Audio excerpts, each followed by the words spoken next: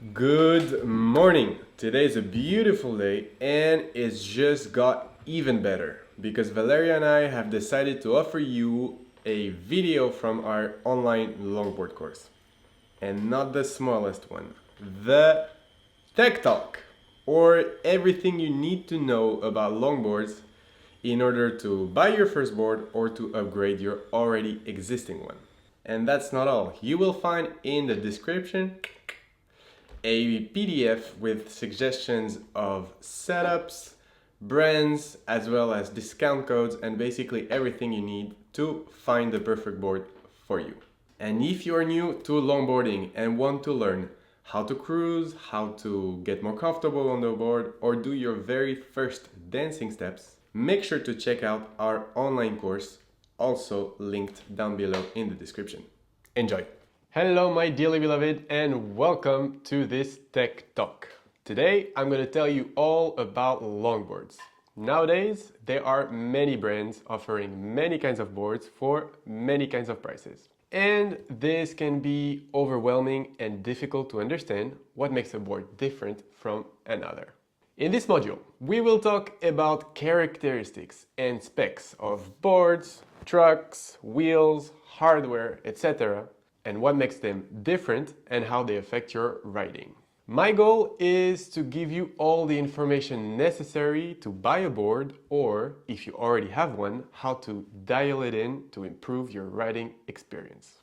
We will be focusing on longboard dancing only, as my knowledge in other kinds of longboarding is quite limited. And speaking of knowledge, I would like to say that all that I'm about to say is nothing but my subjective opinion.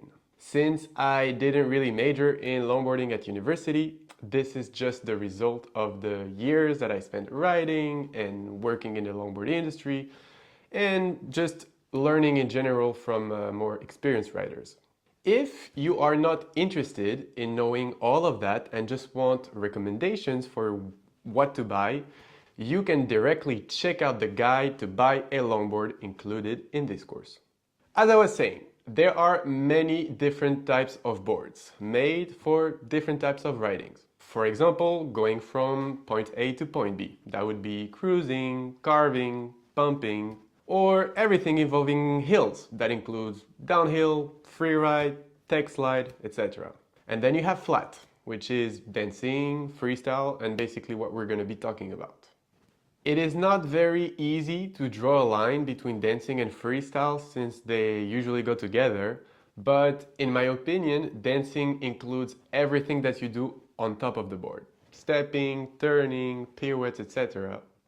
It is inspired from longboard surf and from dancing. Freestyle, on the other hand, would refer to everything that you make the board do. Some tricks are inspired from skateboarding, like the flips, the spins, the no complies, etc., while others, like the aerial tricks and hand tricks, were invented by longboarders. First, let's speak about decks, aka dancers, and their characteristics that makes them specific and different from one another.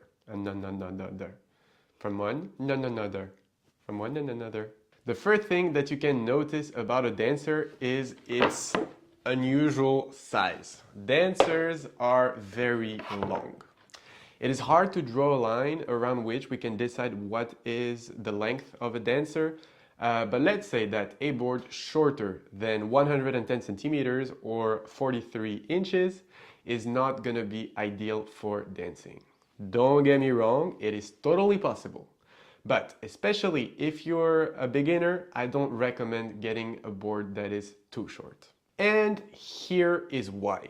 The longer the board, the more stable and the more room you have to move your feet. So, what size should you get? From 110 to 115 centimeters or from 43 to 45 inches, it is going to be for people who have a particular attraction to freestyle. My Matahari here, for example, is 110. It is long enough to do some steps, but still very light and super easy to maneuver for freestyle. From 115 to 125 or 45 to 49, it is going to be for people who want balance between dancing and freestyle, and who like aerial tricks, like myself, for example. The Bangra over here, for example, is 123. It has plenty of room for dancing while being still very maneuverable. Plus, the longer distance between the trucks gives it more momentum than a shorter board to pop it high for aerial tricks. Finally, above 125, it is going to be for people who have a predominant taste for dancing, like Valeria, for example. Her waltzer over here is a huge dance floor. It's perfect for all the technical, crazy steps and pirouette combinations that she enjoys doing. And the extra distance between the trucks makes it even more stable. Please note that your size can also be taken into consideration. If you are short and therefore have a lower center of gravity, you might not need this extra length to be stable. And a board that is too long might feel a little bit hard to maneuver. On the other hand, if you are tall and skinny, like me, you have a higher center of gravity and therefore can really benefit the extra stability of a long board. However, these are just general laws of physics, and they should not be more important than what feels right for you. Another way to understand how the size of the board impacts the way it rides is the wheelbase, which is basically the distance between both trucks, so from here to here. A short wheelbase will make your carving very responsive and aggressive, which will require your dancing to be fast and precise. A longer wheelbase, with more distance between the trucks, will make your carving slower and smoother, therefore more stable. Some boards give you the option to change the wheelbase. On this one, for example, you can see a lot of different holes, and then you can select a more freestyle setup or versatile setup or dancing setup. You need to have in mind that changing the wheelbase will also impact the flex of the board and the length of the tail. Two very important characteristics that we will go over right now. The flex. It concerns the rigidity of the board. Some boards, like Valeria's, are very flexible. Some, like my Bangra, are very stiff. And other, like this Matahari, are kind of in between. A flexi board feels smooth and playful. It makes your carving even smoother, and since the flex absorbs some of the pressure that you put on the trucks to turn, the board will be a bit less responsive. While having a bouncy dance floor is super fun, it can also be a bit unstable, especially for freestyle, because you constantly need to absorb the energy that the board is sending back to you. A stiff board, on the other hand, will feel less smooth and playful, but it will be much more predictable.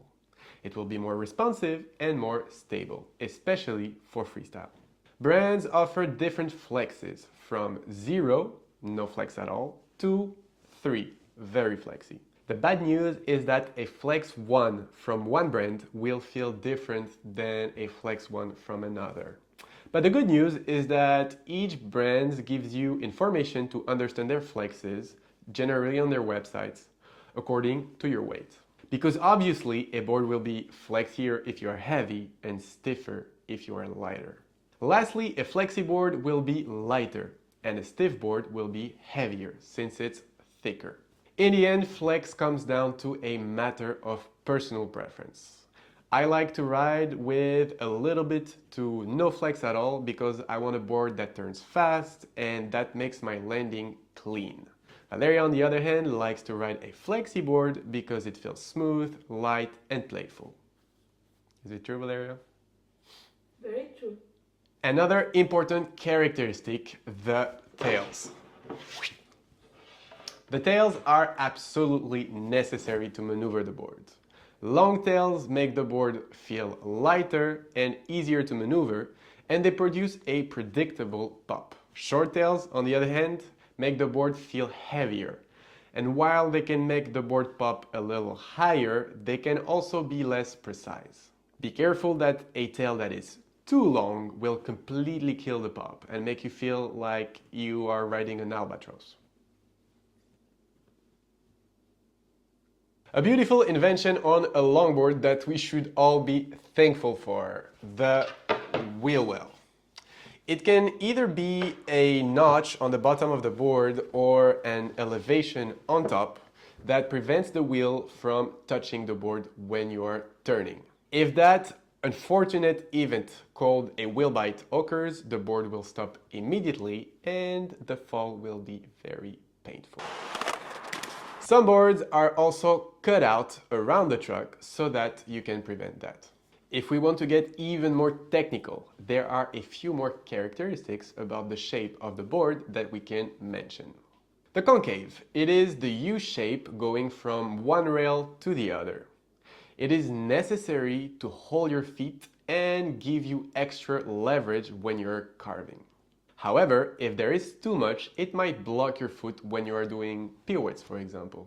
The convex. It is the opposite of concave, and as you already understood, it has absolutely no place on a dancer. The camber. It is when your board has a bump in the middle, like a camel. No, like a dromedary. No, a camel? Well, you get me. Personally, I don't really like it because I find that dancing on an inclined dance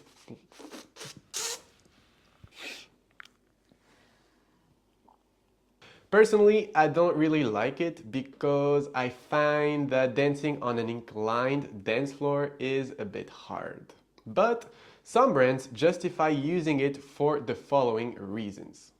Number one, if the flex is perfectly adapted to your weight, the board will become flat once you step on it. 2. This smart flex system can increase your pop. Finally, the rocker. It is this banana shape of the board, and in my opinion, you should leave that for your surfboard. Are you still alive? I know it is a lot of information, but don't worry, you almost know everything that you need to know about decks. Let's just quickly mention symmetry. Most boards are symmetrical and therefore can be ridden in both directions. Some though, like the Bangra, are asymmetrical. The nose is shorter for a higher pop and the longer tail is more precise for flips and shove-its. The board has this V shape for an optimized carving. But the main problem is that it is meant to be ridden only in one direction, which sometimes can be annoying. If you are a beginner, good news. All the beginners that I have taught on my board didn't notice any difference when riding it upside down. As you might have noticed, some boards have a lot of grip tape and others almost none. Grip tape is the friend of freestyle and the enemy of pirouettes. So, here are some tips to find the best option for your riding style. 1. You should always have grip tape on the tails. Whenever your foot ends up on the nose or on the tail, it needs to be locked into place. But also be prepared to change your shoes often because the grip will destroy them. 2. If all you care about is freestyle, put it all over your board. There is nothing more annoying than failing a trick just because your board is too slippery. Number 3, if all you care about is dancing, and especially if you like pirouettes, don't use any more than for the tails. You will have a lot more freedom of movement and your shoes will also thank you. That is also a great idea if you like hand tricks, because I cannot count how many times I ended up with bleedy fingers just because of grip tape. Number 4, if you want to do both dancing or freestyle, you either get used to doing freestyle without grip tape, this is what I've been doing, or have just a thin line on the sides to have a mix between freedom and security. Just like sanding paper, grip tape has different thickness, and make sure that you get the thin one. There are also alternatives to regular grip tape. Some brands make grip tape using different materials that feel nicer and do not damage your shoes. Other brands like crown boards or timber put a piece of fabric on top of their boards for something grippier than wood and slidier than grip tape.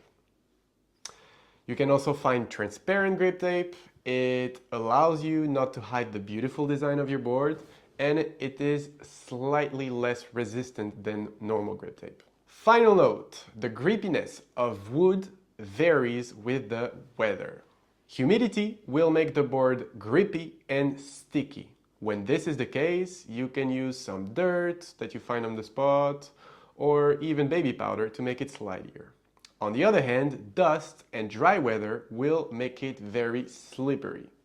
You can counter that by wiping your board with a wet paper towel. Let's now talk about durability. The tails are the main part of the board that gets used. When they scratch the ground for a trick, they shorten and turn into a razor. And when they hit the ground because of a failed trick, they get damaged and can start falling apart. If your board has several wheelbase options, you can give your tails a second life, just choosing the inner option. The rest of the board, however, is very resistant. High quality boards are usually made out of bamboo, which is incredibly resistant to pressure. I have seen cars drive over boards many times. Okay, most of the times it was mine. But nothing happened. Also, wood doesn't like water and humidity, so try avoiding riding in the rain and storing your board in a humid basement. To finish this chapter, I would like to raise some environmental and social awareness. To understand the environmental impact of a board, you first need to know how boards are made. So, basically what you do is that you take several plies of bamboo in most cases, and for cheaper models, other woods like plywood or birch, etc. And then you glue them with carbon fiber or fiberglass in between to reinforce it without adding too much weight. And then you put all of that into a press that will give it its particular shape. The epoxy that is used is very toxic, both for the environment and the person applying it. And the fibers are also very hardly recyclable. Some brands, like Loaded, try to make up for that. For example, using a special epoxy that is more expensive and less toxic, and to replace the fibers with basalt, a natural material coming from volcanoes. Buying from a local brand can also be an option to limit carbon emissions and to support small businesses, because let's be honest, the longboard industry is very modest. Whether it is a small production like Bastel boards, for example, or a bigger one like Loaded, we are light years away from multinationals like you can find in skateboarding or surfing. When you choose a brand, you can try to look if they produce locally or if they outsource their production somewhere else. Don't hesitate to try the local shop before ordering online. You will be supporting a business that needs it and might even be connected to other local riders. And finally, try to see if you can find a second-hand board. We are now coming down to the two most frequently asked questions. How much does it cost? And what brand should I buy? For the price, a high-quality deck will cost more or less between 230 and 300 euros. And we are talking just about the deck. When it comes to the brand, I believe that any rider who tells you this brand is better than all the other brands is lying to you. There are a lot of brands that produce very high-quality boards and who have extremely talented team riders just proving how good the boards are. Attached to this course, you will find a list of good brands that we recommend sorted by country. I personally recommend these brands for two reasons. I tried the board and I know that these brands are owned by passionate riders that I personally know and who genuinely care about the community. However, if a brand is not on that list, it doesn't mean that it's necessarily bad. It just means that I didn't try it or something like this. Keep in mind that a good board will help you progress, but it doesn't mean that you cannot do on a bad one. I started longboard dancing on a skateboard, and then I didn't want to spend the money, so I bought a crappy cruiser that I learned all the basics on. So, in other words, do not let your gear be a limitation for your accomplishments. In the end, perfection is relative. My perfect board might not be yours. All the options that you will find in the sheet are great for longboard dancing. And if you are a complete beginner, you will probably have a hard time feeling the difference anyway. If there are other riders around you, my advice is to try as many boards as possible to know what you like, what flex is right for you, what size fits you, etc. And if you want to buy this board instead of that board just because you think it's prettier, don't feel ashamed because I am totally the same. Finally, I don't like to speak badly about other brands, but there are two brands that I personally really do not like, and let me tell you why.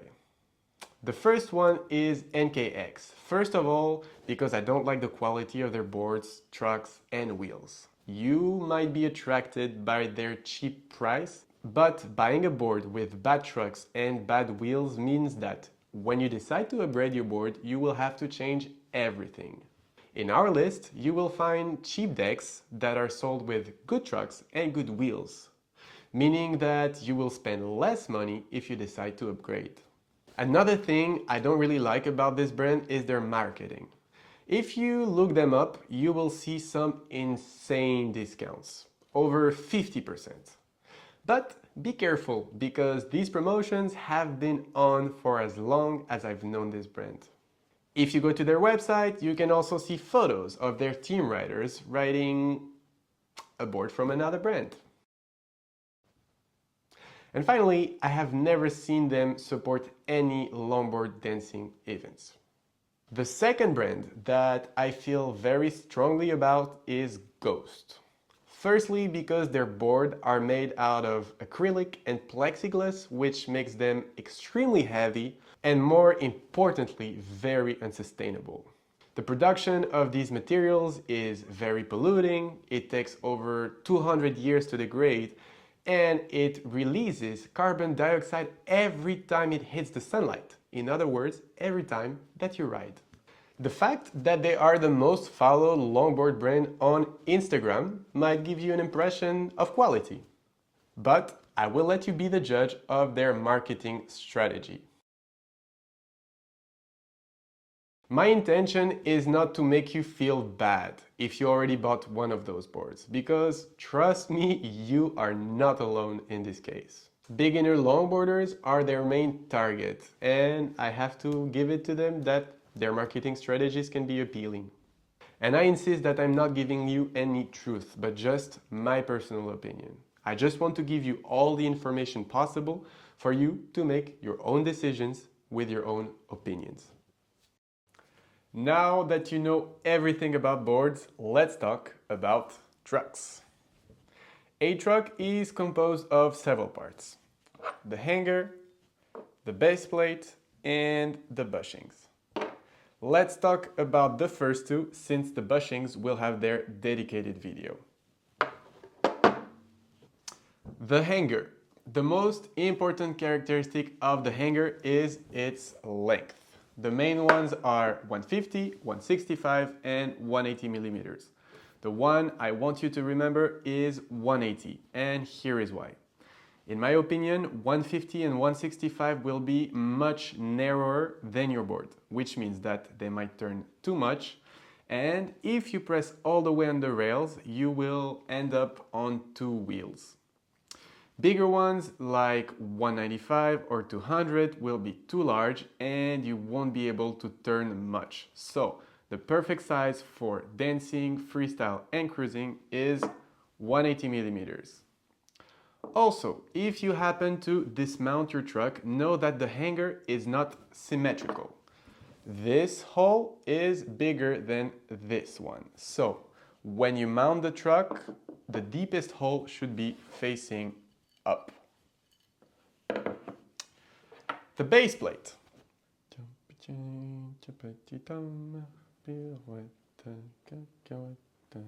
The most important characteristic of the base plate is its angle. Between 43 and 45 is going to be better for downhill and high speed because the board will be lower and therefore more stable.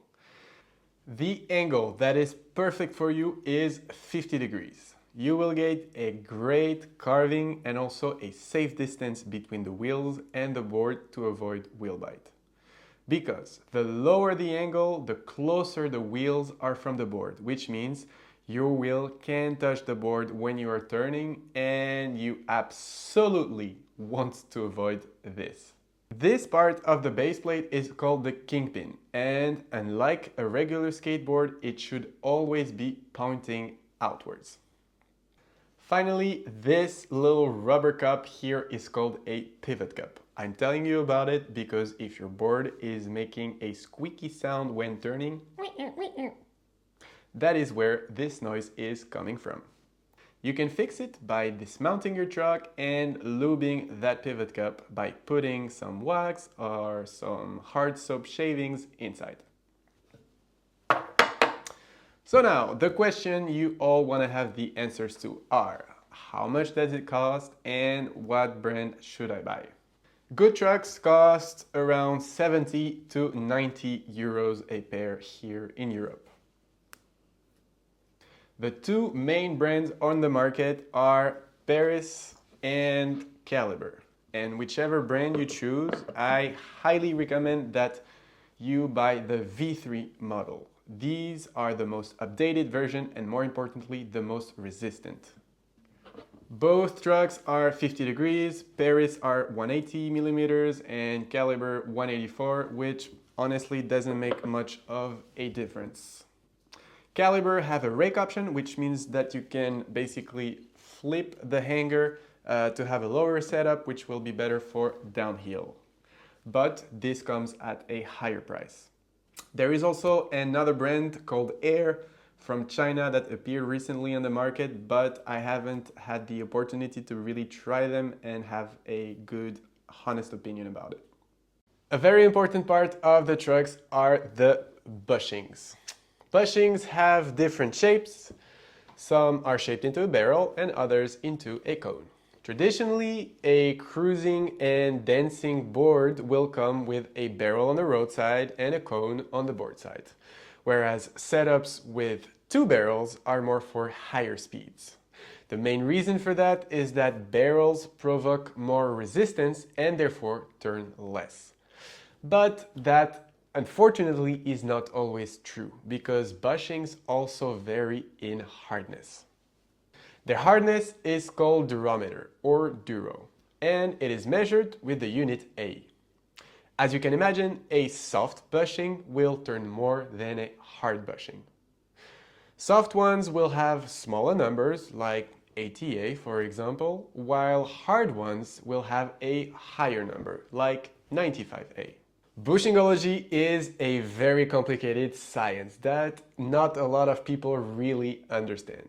But here is a simplified explanation of how they affect the carving. The roadside bushing will mostly affect the beginning of your carve. The beginning of the carve refers to basically how much weight you need to put on the rail to start the carving. If you have a soft bushing there, the board will start to turn very easily without needing to put too much weight. A hard bushing there will require more pressure and weight to start turning. The board side bushing will mostly affect the depth of the carve. If you put all your weight on one side, does your carve get steeper and steeper and steeper, or is there kind of a limit where the carve stays similar? If you have a soft bushing there, your carve will be very deep. Meaning that the more weight you put into your turn, the more angle will have the carve, okay? Without any stopping point.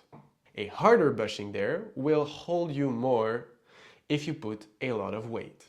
The combination of both will determine the rebound, which refers to how fast the board goes back to its centered position once you stop applying pressure to the bushings. A setup with good rebound will feel more lively and dynamic and bouncy. As you can imagine, the way bushings feel mainly depend on two factors. First, your weight. If you're heavy, you will need harder bushings or double barrels, whereas if you're light, you will feel better with a soft barrel cone setup. And second, the flex of your board. As I told you before, a flexi board will absorb some of the pressure that you put into the trucks. Therefore, you might need softer bushings to have a similar carve than with a stiff board, and vice versa. And finally, the last piece having a role in this is the washer. Washers can be shaped into a cup or can be flat. And the ones for barrels are bigger than the ones for the cones. A flat washer will have less grip on the bushing and therefore will be turnier than a cup washer. Now that you understand better how bushings work, let's answer the most important question. How turny, or in other words, how loose should your board be? Well, first of all, this is a matter of personal preference. Let's look at two legendary riders. Lotfi on one side rides a super loose and carvy setup, while Abu on the other side rides a very stiff one. When you're beginning, I would recommend riding a setup that is not too turny because it will just be harder to keep the balance. But if your setup is too tight, it will be not so fun to ride. So my advice is start a bit tight and then loosen it up progressively. Now, Axel, how do I tighten or loosen up my board? I am glad you asked. Before you think about changing your bushings, try the one that comes with the trucks. On the Paris V3, for example, the stock bushings are amazing. And both Valeria and I are riding them. What you can do is screw or unscrew this nut. Clockwise will make it tighter and counterclockwise will make it looser. Apply a quarter of a turn to both trucks, try it, and repeat it until it feels right. However, if you turn so much that the bushings start to be squeezed, it means that you need to change for harder bushings or double barrels. The yellow orangutan nipples are a very good choice for that. On the other hand, if you unscrew so much that the bolt and the nut are totally flat, do not go further because the nut will unscrew itself and fall while you are riding. In that case, you have two options. Number one, you can flip the top washer to make it into a flat washer. Or you can get softer bushings like the orangutan knuckles. Purple for soft and orange for super soft. When it comes to the price, bushings cost between 15 and 20 euros for a set of 4. And that is it about bushings. Wheels are also a very important part of your setup. They have different sizes, shapes, hardness, and structures. Their most important characteristic is their diameter, and we usually have 3 sizes for dancing and freestyle. 60 millimeters, small, light, and slow. These wheels are for the heavy freestylers who want a board as light as possible and who are ready to push a bit harder and not have the best time when the ground isn't smooth. All by myself. 65 millimeters, the perfect balance between dancing and freestyle. These wheels are light, but they also keep the speed. They feel amazing on smooth ground and okay when the ground is bad. All by myself. This is my choice and Valeria's too. And finally, 70 millimeters for the pure dancers who do not mind the extra weight. These fast wheels will keep the speed and not mind the ground imperfections. Don't wanna be all by myself anymore. Regarding the width, Keep it between 40 and 50 millimeters. Less than 40 and your nuts will stick out. I just heard it, you know. I'm gonna try not to think about my when saying them. Less than 40 and your nuts will stick out and you will damage them. More than 50 will add unnecessary weight. Wheels have different lip shapes. Some are flat for extra grippiness and others are round for a bit less grip. In my opinion, round lips are better for dancing and freestyle. Hardness. Just like the bushings, wheels are made out of urethane with a different durometer. A hard wheel will be fast, slidey, and will not absorb a lot of ground imperfections. A small wheel will be slow, grippy, and will feel smoother on imperfect ground. Some wheels have a big plastic core, acting as a skeleton and hardening the wheel regardless the softness of the urethane. Others have a tiny core and are mainly composed of urethane. The first one has the advantage of having qualities of both hard and soft wheels, being smooth but still fast. But the second one has the advantage of being much more resistant. In terms of prices, wheels are more or less 60 euros for a set of 4. To sum up, here are some options for you to buy. The choice for most of you is going to be the Blood Orange Morgan 65 or the Orangutan Fat Free 65 as well. Regarding the durometer, the difference isn't very noticeable for the Morgans, so just pick the color that you like the most. For the Fat Free, I would choose maybe orange or purple just to be safe. The choice for the purest dancers who do not care about having a heavy board. The Blood Orange Morgan 70, they're just the same as these ones but bigger, or the Orangutan Stimulus. The choice for the freestyle enthusiast and the sliding amateurs. The Blood Orange Jammers 66. These wheels are super firm and easy to slide. They feel less smooth than the Morgans here or the Fat Free, but they are still totally usable for dancing. And finally, the choice for the freestyle purist, the Jammers 60. Super lightweight, easy to slide, they go perfectly with shorter boards. And that was everything that you need to know about wheels.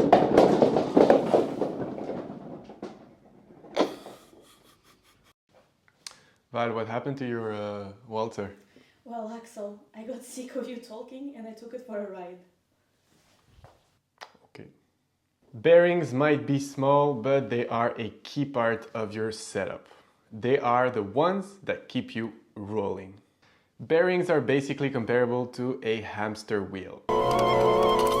Except that instead of a hamster, you have tiny little balls that are rolling inside and keeping your wheel rolling. These balls can be made out of steel or ceramic. Steel bearings are cheaper and ceramic are more expensive because they are faster and more durable. Modern bearings come with built-in spacers and speed rings, which is very helpful. Spacers are these little tubes placed inside the wheels to prevent the bearings from breaking the wheel when you tighten them up. And the speed rings are these little rings placed on each side of the wheel to make it roll more smoothly. Bearings do not like water, dirt, or sand, or basically anything that could compromise their lubrication or make them rust. It is possible to clean them, and since I am terrible at that, I will let the thousands of YouTube videos explain to you how to do it. Bearings should be changed or cleaned when you feel like they're not rolling well and become noisy. If you want to buy steel bearings, the two options that I recommend for you are the loaded Jehus and the Zealous Classic. They cost about 20 euros or dollars and they have the best quality for their price in my opinion. If you want fancy ceramic bearings to be faster than your shadow, then I recommend the Zealous Ceramics for about 40 euros or dollars. We are now at the final part of this workshop, hardware. And if you have made it until here, congratulations on your attention skills. Here you don't have many options. For the size of the bolts, I recommend 1.15 or if there aren't any in stock, 1.25 inches. For the shape of the bolt, I recommend button heads because even though the countersunk ones will not stick out of the board, they will slowly make the holes wider and deeper and you will have to tighten them often. Finally, between Allen and Phillips, it's not really a big difference, although in my personal experience, Allens tend to be damaged a bit more easily than Phillips. Make sure to also get a shock pad. 2 of them actually. This thin rubber pad will absorb vibrations and make your board more resistant and feel nicer. I recommend either 1/16 or 1/8 of an inch. Bigger than that, it is called a riser and its purpose is to increase the distance between the wheels and the board to avoid wheel bites. You should only consider this option if you have really big wheels, like 70 or more, and you feel like you might get some wheel bites. And that's it. You are officially a longboard nerd. I know this was a lot of information to take in, and probably the more beginner you are, the less you will feel the difference between the different parts. So feel free to come back to this workshop as you progress. Over time and throughout trying other people's boards, you will start to know better what feels right for you. This was helpful, and don't forget to check out our guide to buy your board included in this course. And until next time, have a good one. Bye. I know this is sad, but you have to be strong. We will see each other again. I promise. I'm gonna miss you. We hope this video was helpful. Valeria and I sure worked a lot on it. And remember, if you're interested in seeing more content like this, especially if you're looking into getting into longboarding, make sure to check our online course linked in the description. Bisous!